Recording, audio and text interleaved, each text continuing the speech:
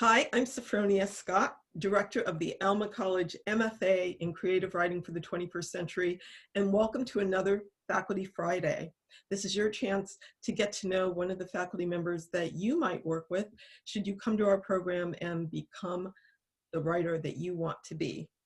Today, I'm with Matthew Gavin Frank, and Matthew is the author of several nonfiction books, including The Mad Feast, An Ecstatic Tour Through America's Food, Preparing the Ghost, an essay concerning the first giant squid and its first photographer, and concerning the giant squid and its first photographer, not the first squid.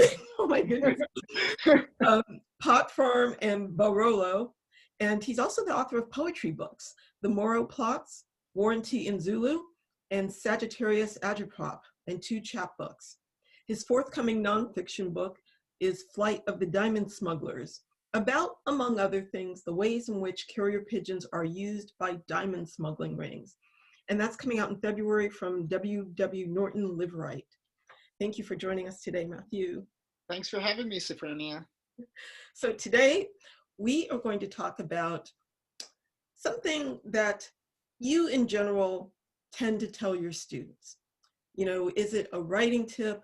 Is it something about the writing life? But what is it that you tend to find yourself saying to your students over and over again? Sometimes, we talk about how one of the conditions of being a writer is we innately are not only curious people, but we have the capacity to be surprised.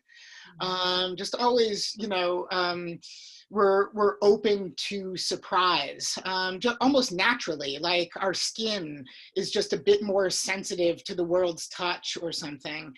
But sometimes I understand, what did Kurt Vonnegut call human beings? Big rubbery test tubes seething with chemicals, to paraphrase. And so sometimes we kind of hit that wall and we feel a little bored or uninspired. And so one of the things that I've learned to do as a writer when I hit that kind of wall is to manufacture surprise, manufacture inspiration, not necessarily waiting for inspiration to descend from the celestial monochord and fill our literary buckets with just kind of some kind of like holy ray of inspiration, but to go out actively looking for it, manufacturing it. And this can happen by picking up a book and reading, of course. I force myself to go on very, very slow walks, oftentimes. And this is gonna seem so nerdy, but I take a magnifying glass with me on my walks. And I stop every so often and I just like look at things a bit more closely, quite literally, through the magnifying glass. I'll look at ants or leaves, or just like the dirt. And oftentimes I'll see a pattern there, or some kind of like movement of the wind in, the flora, that will shake something loose for me. And I'll just consider that kind of movement on the page. I'll at least get a line maybe out of it. And then I'll write that line down and maybe come back to it, I don't know, like a week later and, clone an entire poem around the thing.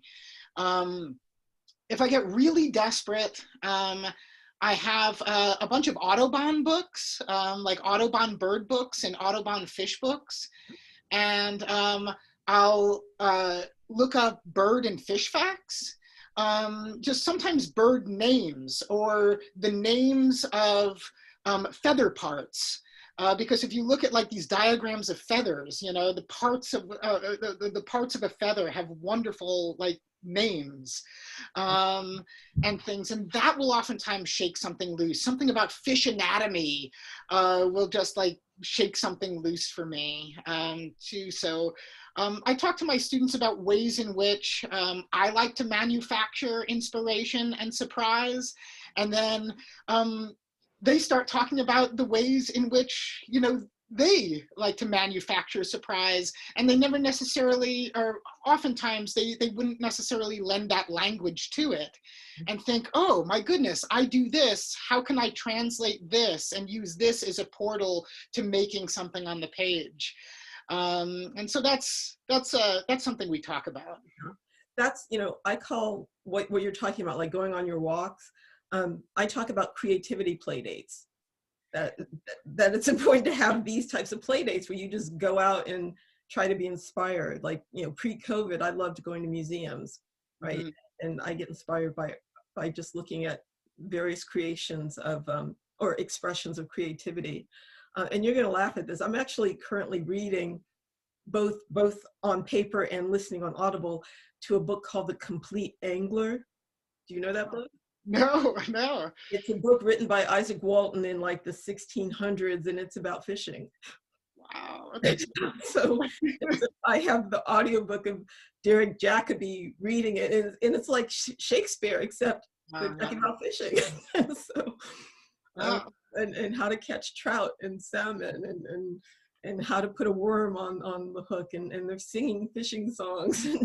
But it's, there's something glorious about it. So. Right. I mean, if a fishing song can't shake something loose in us, what can? So, so you have no idea where your creativity is going to come from, and you have to go seek it out. And you're absolutely right. If you're sitting there in front of the blank screen and you're waiting for inspiration to come, it's like, no, you got to go find it. You got to go fill those buckets. Yeah, absolutely. Like it's our job in part, as writers, and as art makers to oftentimes look longer and harder at a seemingly mundane thing than anybody else would. Don't turn away from it. And then on the page, oftentimes to examine that seemingly mundane thing through various lenses. Yes. Historical, social, anatomical, biological, and things, religious, oftentimes even. I mean, how do various world religions engage the ant, for instance, the ant that I glimpsed through that magnifying glass, and then to scratch and to scratch and to scratch at the seemingly mundane, the seemingly quotidian, until it's kind of gooey inner holiness or horror begins to leak out before it begins to yield its secrets. And so in doing so, oftentimes on the page, whether it's in creative nonfiction or via poetry, we oftentimes are taking this thing. It could be an object, it could be a concept, taking this thing that we thought we understood, that we previously mistook for simple and mundane. And it's oftentimes our duty as writers to restore that thing to its innate complexity. And to again, learn something about it. I'm always telling my students to, when you're writing about something on the page, even if you're seeking out meaning in your own experience, I would oftentimes caution against presuming certainty in the poem or the essay.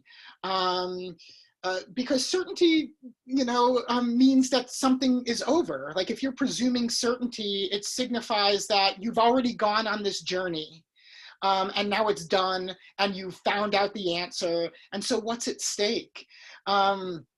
But that active seeking on the page, that questing after these sorts of answers, however ephemeral, illusory, and ultimately elusive these answers are, it's that questing after them that kind of allows a reader to go along on this journey with you and quest as well and be part of that conversation.